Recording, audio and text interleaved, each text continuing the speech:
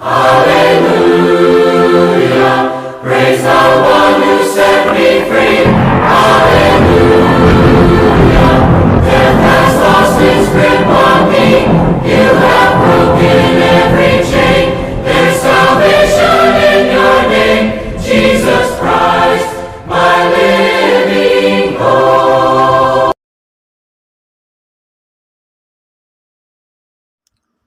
सभी भाई बहनों को शालोम।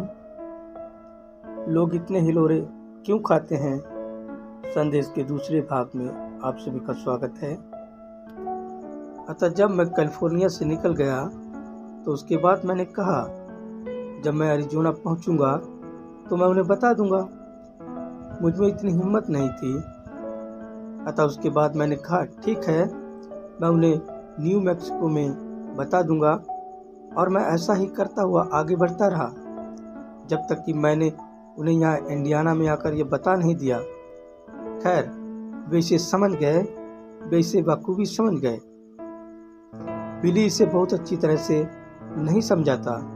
वह बोला, डैडी, मैं सोचता हूँ कि आप गलती कर रहे हैं।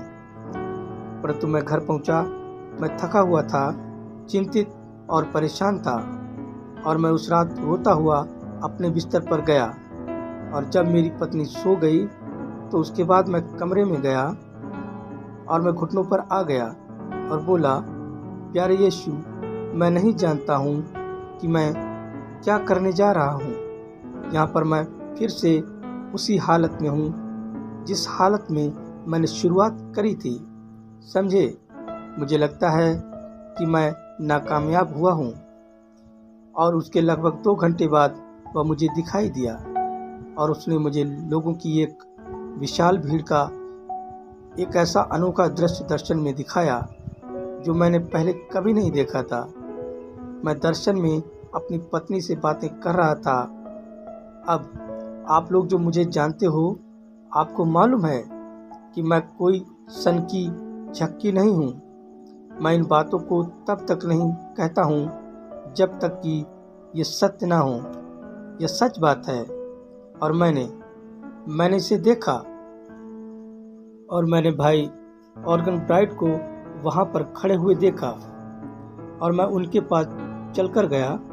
उन्होंने कहा, भाई बिली, बोले, हम सारे प्रार्थना कार्ड बांट चुके हैं और अब सभा के लिए सारी तैयारी हो चुकी है।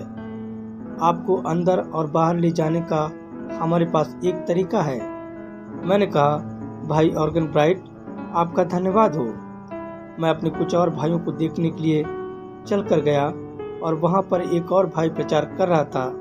मैंने पूछा, वह कौन है? उन्होंने कहा, उन्होंने ही उसे खड़ा किया है।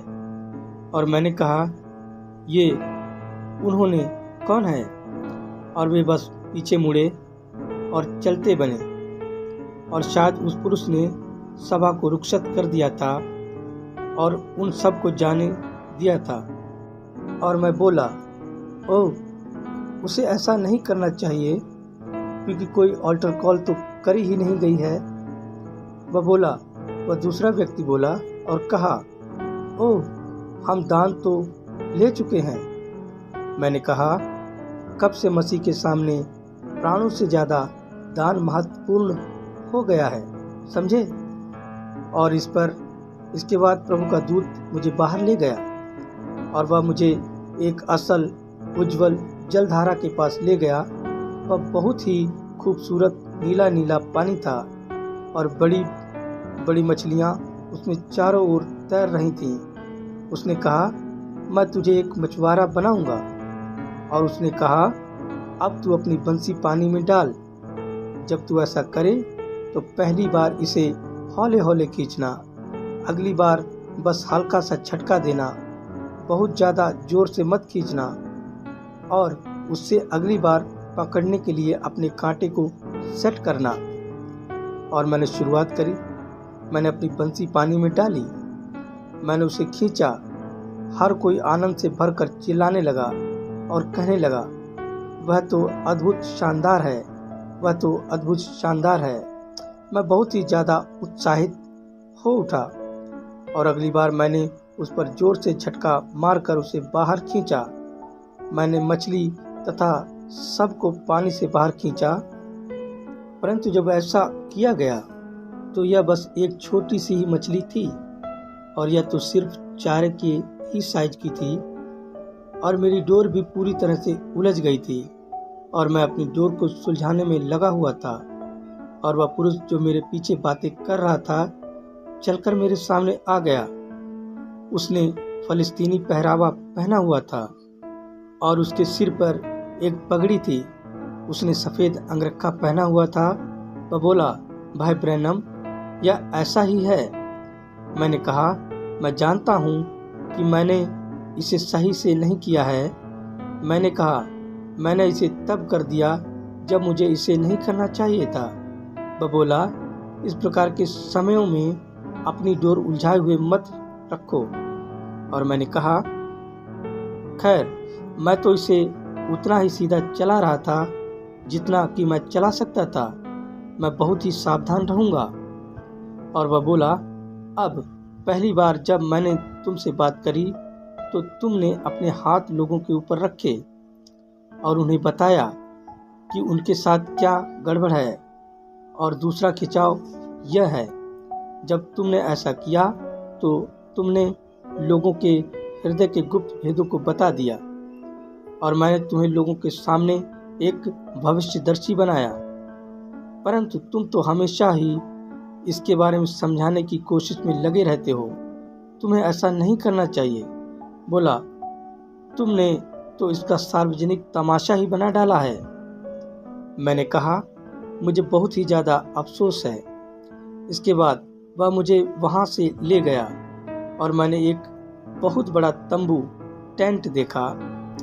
मैंने ऐसा टेंट कभी नहीं देखा, और वह सब जगह लोगों से खचाखच भरा हुआ था और लोगों ने कतार लगाई हुई थी। और मैं चलकर गया।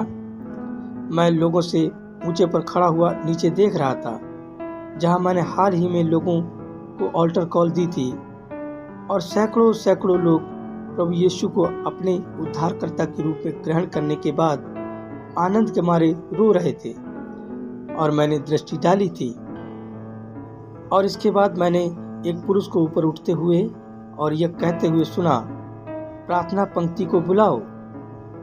और लोग इस तरफ वहां से बाईं ओर कतार बनाने लगे, जहां पर मैं मंच की तरफ नीचे की ओर देख रहा था। और वे प्रार्थना पंक्ति की कतार बनाने के लिए पूरी गली में आगे पीछे सब जगह खड़े हो गए। मैंने अपनी बाईं ओर ध्यान दिया। अगर मैं प्रचार मंच पर होता तो यह मेरे दाईं ओर होता। वहां पर लकड़ी का एक छोटा सा भवन था, और मैंने उस प्रकाश को देखा जिसकी उन्होंने तस्वीर खींची थी। आप जानते हैं कि वह हमेशा ही सभा में रहता है।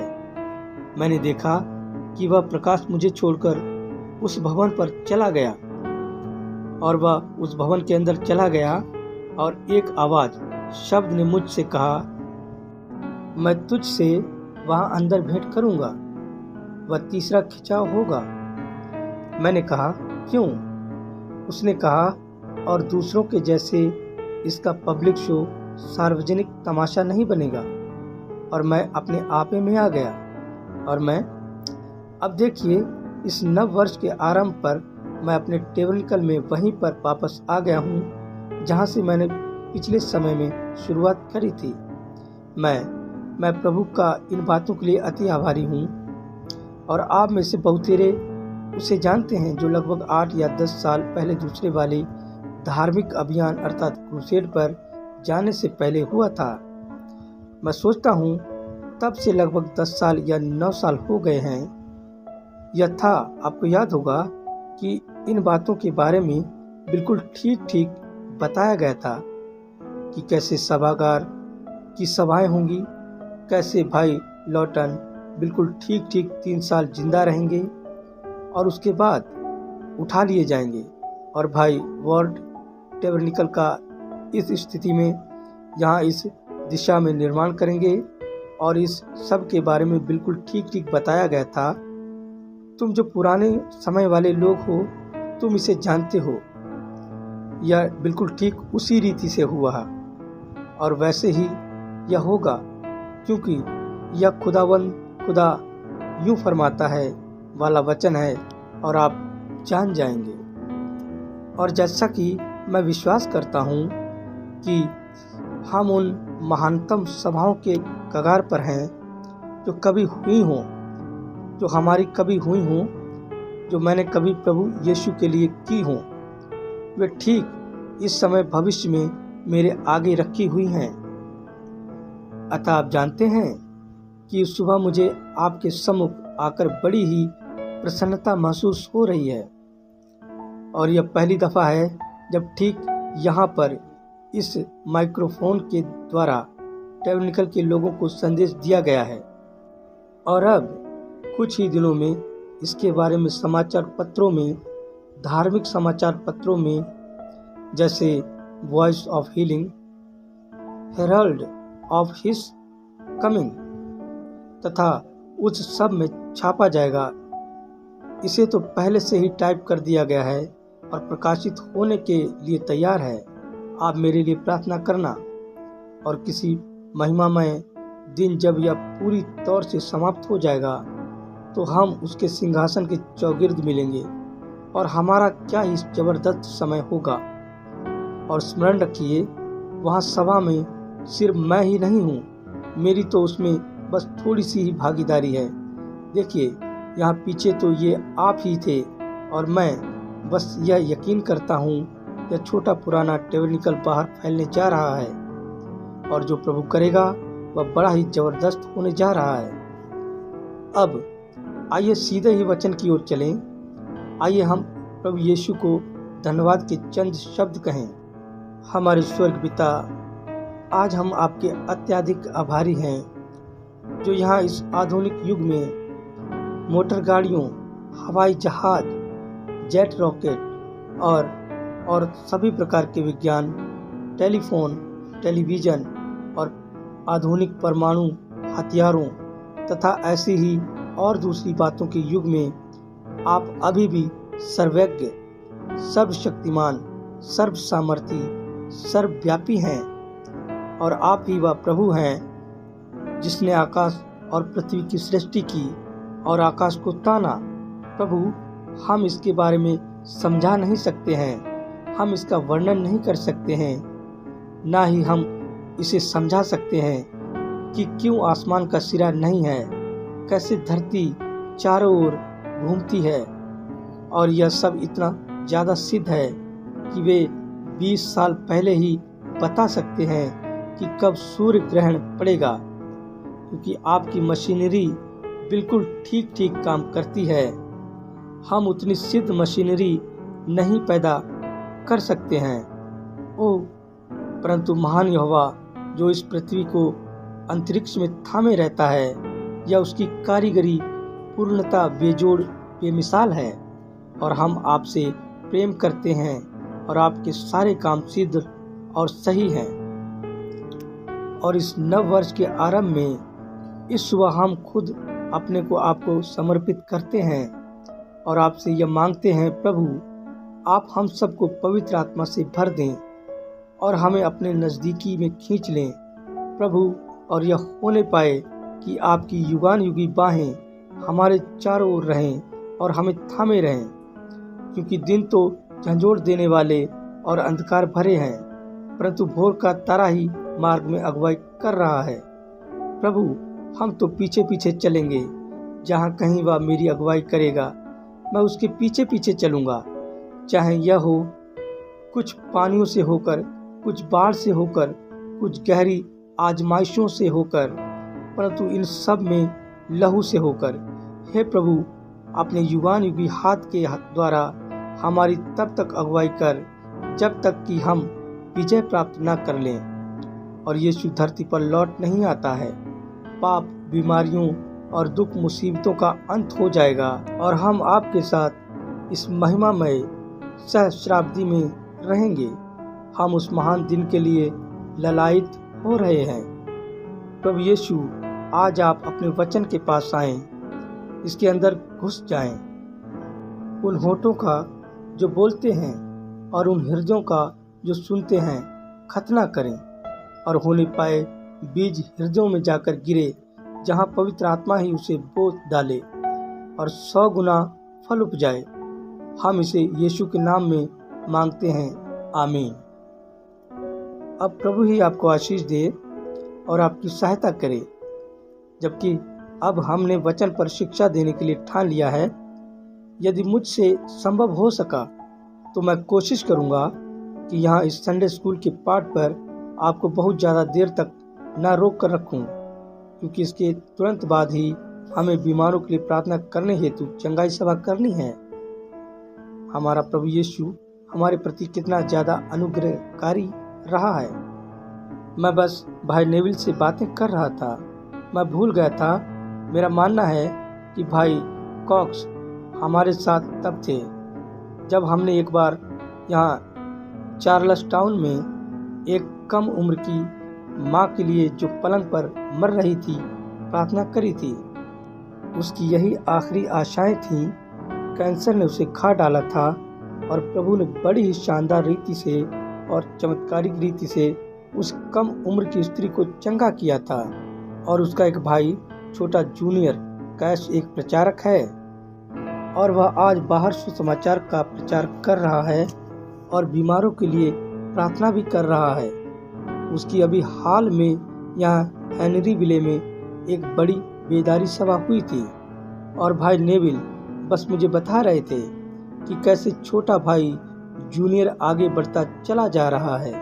हम इसके लिए अति आनंदित हैं। देखिए, अपनी रोटी जल पर डाल दे और किसी दिन वह तेरे पास लौट आएगी। आप सही बीज बोएं और आप सही फसल काटेंगे। अगर आप गलत बीज बोते हैं तो आप गलत फसल ही काटेंगे। प्रभु आप सभी को आशीष दें। लोग इतने हिलोरे क्यों खाते हैं? संदेश का तीसरा भाग आप सभी के सम्मुख जल्दी प्रस्तुत किया जाएगा। जय मसीह की।